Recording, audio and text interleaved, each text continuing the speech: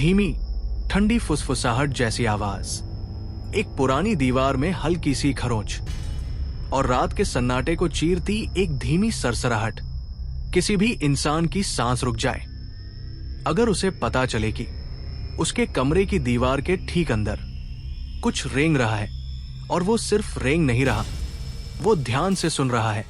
ये कहानी है उत्तराखंड के एक पहाड़ी गांव में बने पुराने सरकारी गेस्ट हाउस की, जहां रात के बाद दीवारें सिर्फ खामोश नहीं रहती, वे बोलती हैं। उत्तराखंड के चमोली जिले में बर्फ से ढकी पहाड़ियों के बीच एक पुराना गेस्ट हाउस है।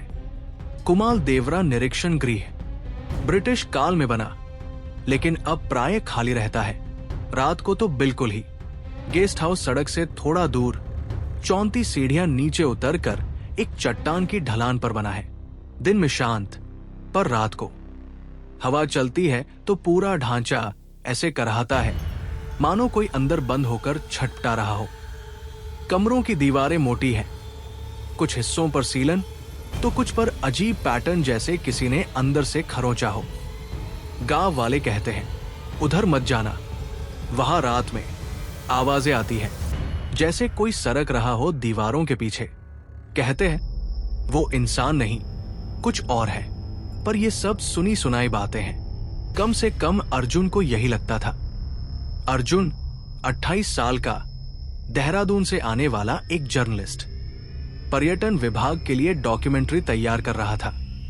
भारत के भूले बिसरे गेस्ट हाउसों पर वो अकेला जीप लेकर उस पहाड़ी गांव पहुंचा।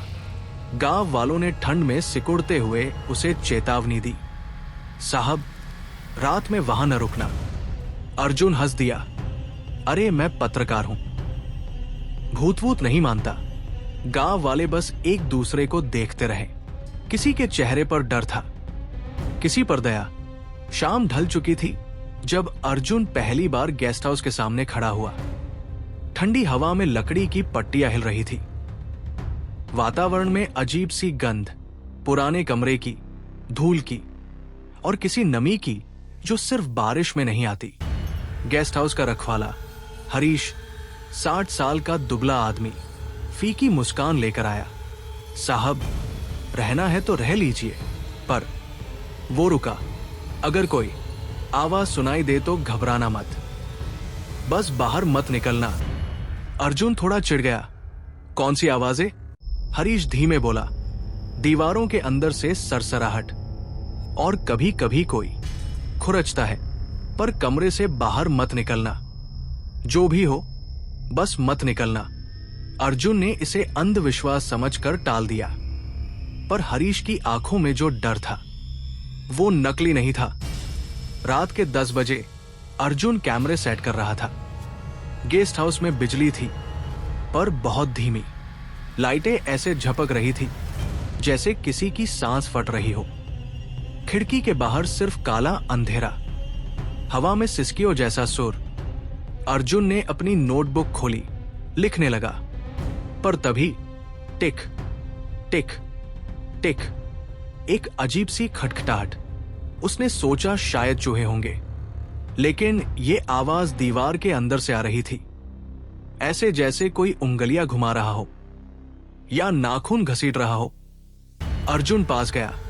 दीवार ठंडी थी, बहुत ठंडी। और फिर खर खर, कुछ अंदर से रेंगता हुआ महसूस हुआ। अर्जुन एकदम पीछे हट गया। उसने खुद को समझाया, सीलन है, हवा अंदर फंसी होगी। पर तभी एक हल्की फुसफुसाहट, ऐसे जैसे कोई कान के बिल्कुल पास बोला हो। सुन सकते हो? अर्जुन जम गया। उसने मुड़कर देखा, कमरा खाली। उसने तुरंत कैमरा ऑन किया और रिकॉर्डिंग शुरू की, पर कैमरा जैसे ही चालू हुआ, आवाज बिल्कुल बंद। कमरा फिर से शांत, अजीब डरावनी खामोशी।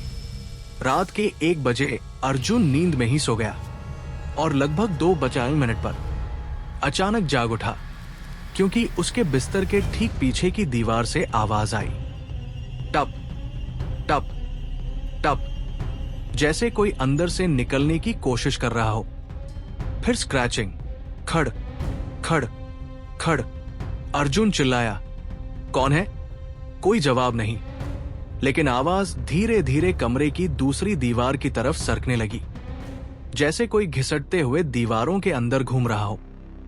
अर्जुन का दिल इतनी तेज धड़क रहा था कि उसे खुद सुनाई दे रहा था। वो आधी रात कमरे के बीच खड़ा था और चारों तरफ की दीवारें मृत होने के बावजूद जिंदा लग रही थी। सुबह होते ही अर्जुन गांव पहुंचा, चेहरा पीला, नींद गायब। गांव वालों ने उसे देखा और चुप हो गए, मानो पहले से जानते हो कि वो क्या कहने आएगा। अर्जुन ने पूछा, दीवारों में क्या है? यहां क्या हुआ था? एक बूढ़ी औरत ने धीमे स्वर में बताया, सालों पहले यहां एक परिवार रहता था, मां, बाप और एक 12 साल का लड़का, कुमार। लड़के को एक बीमारी थी, केव असेसमेंट डिसऑर्डर। वो छिपी जगहों में घुस जाता था, घंटों बाहर नहीं आता। लकड़ी के फर्श, दीवारों की खोखली जगहें, वो हर जगह रेंग सकता था बिना आवाज के। एक बार बारिश में गेस्ट हाउस की कुछ दीवारें सीलन से गिरने लगी। बच्चे को ढूंढ नहीं पाए, 3 दिन बाद भी नहीं मिला।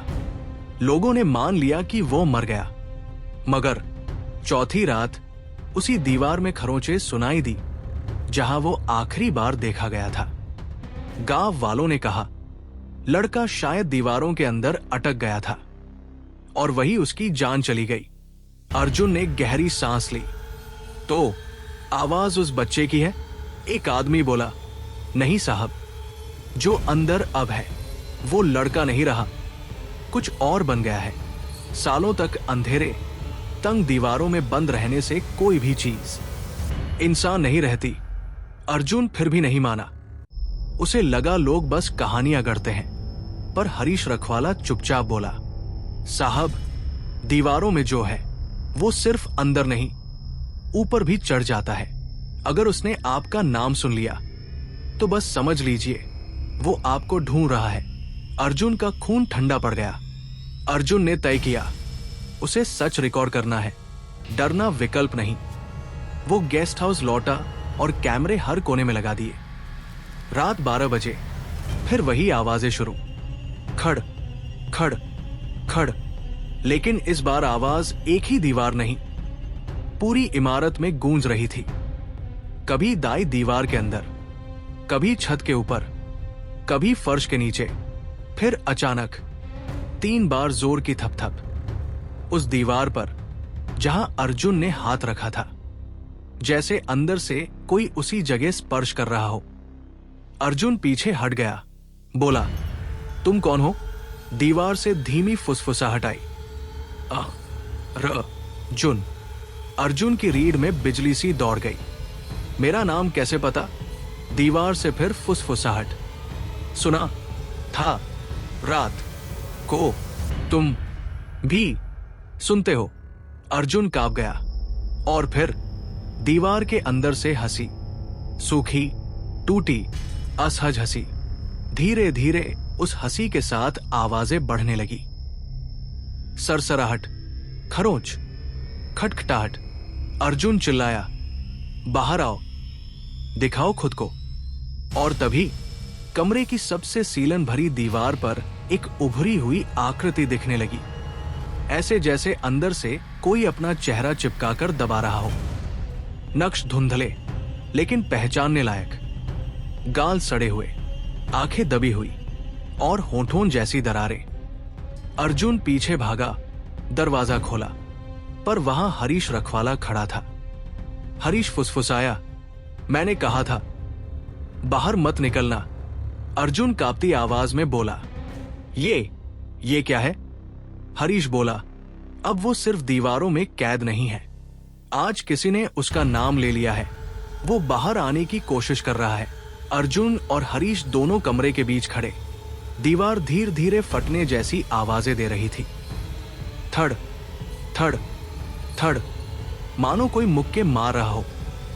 हरीश बोला, ये दीवारें सालों से अंदर कुछ पकड़े हुए हैं, पर आज शायद वो छूट जाएगा। अर्जुन चिल्लाया, हम यहां से निकल जाए। हरीश बोला, दरवाजे से बाहर जाओगे तो वो तुम्हें पकड़ लेगा।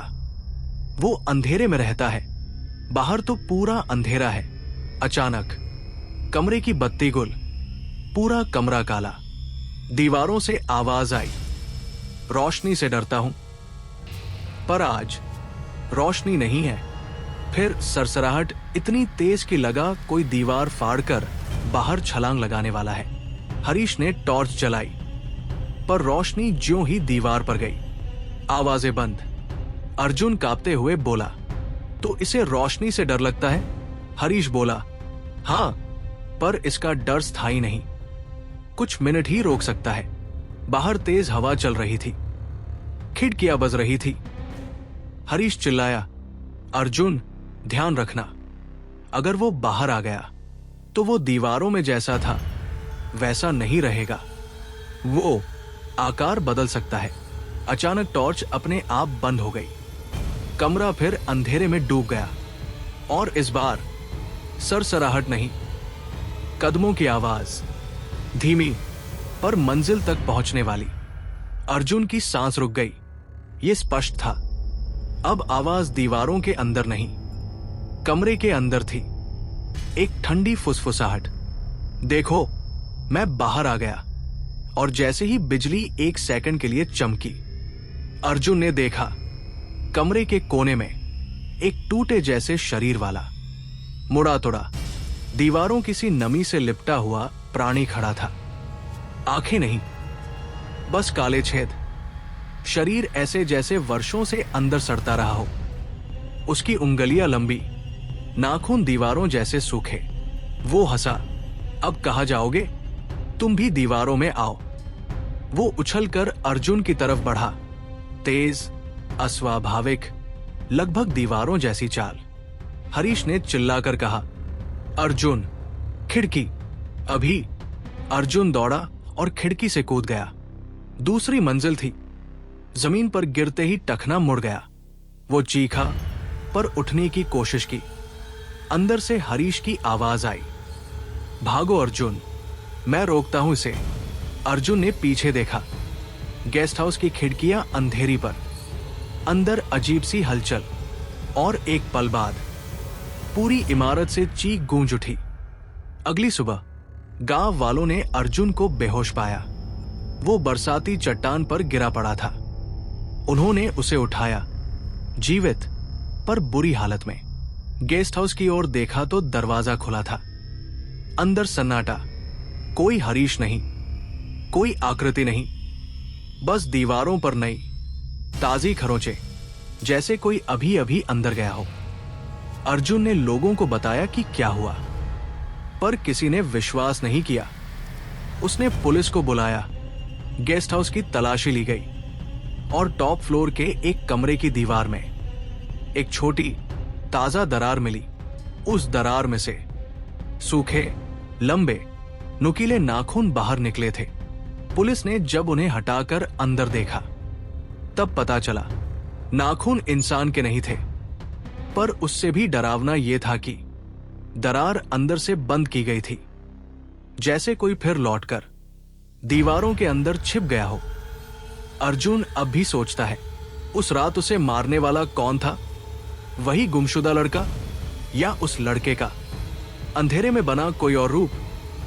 पर हर रात जब वो कमरे में सोने की कोशिश करता है, उसे कभी कभी अपने बिस्तर के पीछे की दीवार से एक धीमी सरसराहट सुनाई देती है, आ, र, जुन, और वो डर जाता है कहीं वो प्राणी दीवारों से निकलकर उसे ढूंढने तो नहीं आया।